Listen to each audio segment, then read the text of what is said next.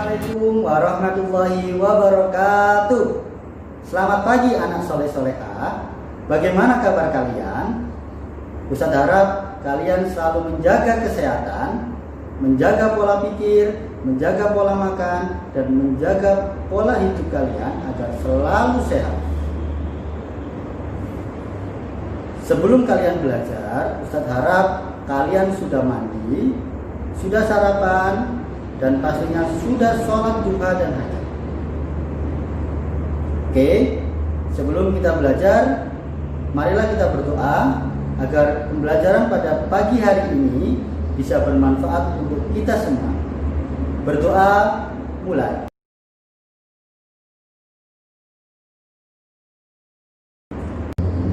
Pada pembelajaran sebelumnya, kita sudah membahas tentang pertumbuhan dan perkembangan.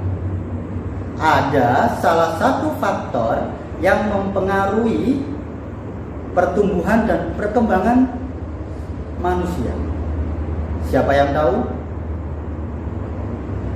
Benar sekali, makanan.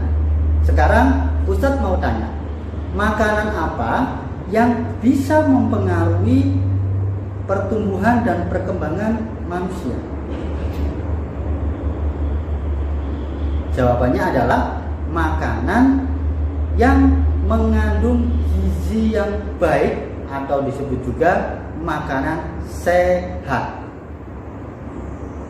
Adapun tujuan pembelajaran pada pagi hari ini, yang pertama adalah kalian akan bisa memahami tentang kandungan gizi pada makanan.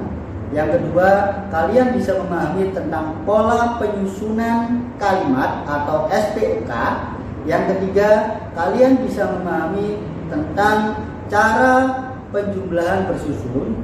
Dan yang keempat, kalian bisa memahami tentang dinamika tarik. Makanan sehat dan bergizi seimbang haruslah mengandung yang pertama karbohidrat yang bisa kita temui dalam kehidupan sehari-hari, yaitu nasi, roti, dan kentang. Yang kedua, protein. Protein dibagi menjadi dua, yaitu protein hewani dan protein nabati. Protein hewani adalah protein yang berasal dari hewan. Contohnya adalah keju, ikan, dan telur. Sedangkan protein nabati adalah protein yang berasal dari tumbuhan. Contohnya adalah tahu dan tempe. Yang ketiga, vitamin. Bisa kita temui dalam kehidupan sehari-hari, yaitu segala macam buah-buahan dan sayur-sayuran. Dan yang keempat adalah mineral. Bisa kita temui dalam kehidupan sehari-hari, yaitu air dan sayuran.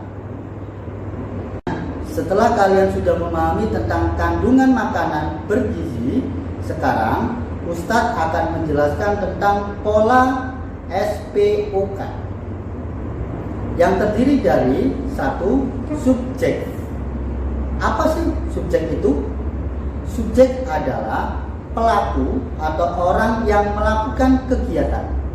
Yang kedua, ada namanya predikat. Predikat adalah kegiatan yang dilakukan oleh subjek. Yang ketiga, objek. Objek adalah sesuatu yang dikenai oleh subjek. Dan yang keempat adalah keterangan. Keterangan ini adalah ada dua, yaitu keterangan tempat dan keterangan waktu. Ustadz akan membuat kalimat dari kata pulpen. Perhatikan baik-baik. Ustadz memegang pulpen di dalam kelas. Terulangi, Ustadz memegang pulpen di dalam kelas. Sekarang Ustadz mau bertanya, Ustadz itu sebagai apa? Benar sekali, Ustadz di sini sebagai subjek. memegang. Itu termasuk sebagai apa ya? Ya, sebagai predikat atau pekerjaan. Karena melakukan sesuatu kegiatan. Kegiatannya apa? Memegang. Pulpen yang Ustadz pegang ini sebagai objek.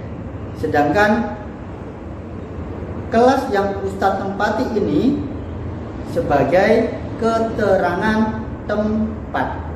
Oke? Sudah paham? Selanjutnya kita akan belajar tentang penjumlahan bersusun. Sekarang Ustadz mempunyai soal cerita. Khadijah memiliki 2 kardus yang berisi anggur.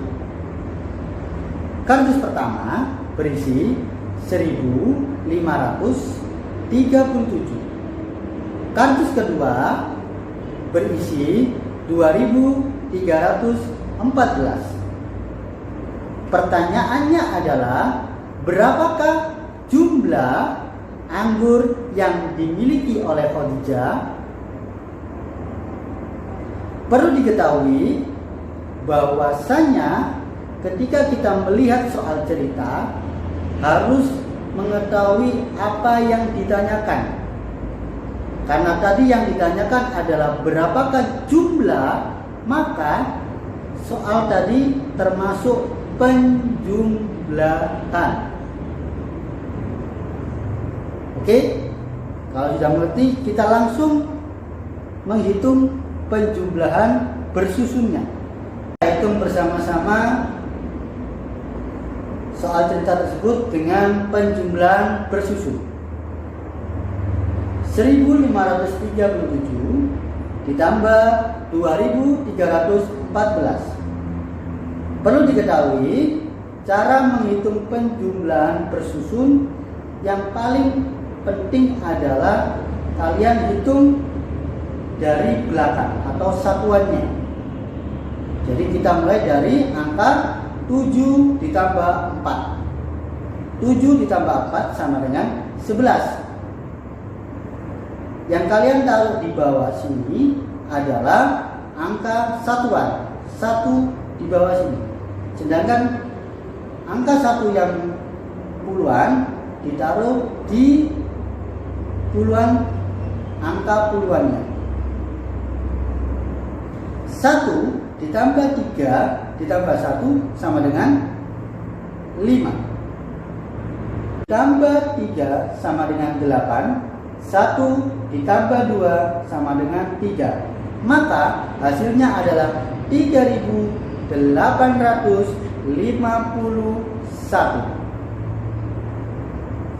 Itulah anggur yang dimiliki oleh Khadijah. Materi yang terakhir yaitu tentang dinamika tari. Ustadz akan mengajarkan tentang gerakan kuat dan gerakan lemah dalam tarian. Apa sih gerakan kuat itu? Gerakan kuat adalah gerakan yang dilakukan dengan tenaga yang kuat. Sedangkan gerakan lemah adalah gerakan yang dilakukan dengan pelan dan lemah lembut. Mari kita praktekkan gerakan cepat dan gerakan lambat pada sebuah tarian, disertai dengan lagu tepuk tangan. Kalian sudah siap? Oke, kita praktekkan lagu tepuk tangan beserta tariannya. 1, 2, 3. Tangan kanan, tangan kiri mempunyai jari, direntangkan, dibengkokkan, putar pergelangan, diacungkan, diletikkan, ayo tepuk tangan. Tepuk tangan semua, angkat kaki kedua ke atas, tangan kita di pinggang keduanya, badan kita bungkukkan yang rajin wahai kawan, berdiri dengan tegak, balik kanan serentak, balik kanan serentak.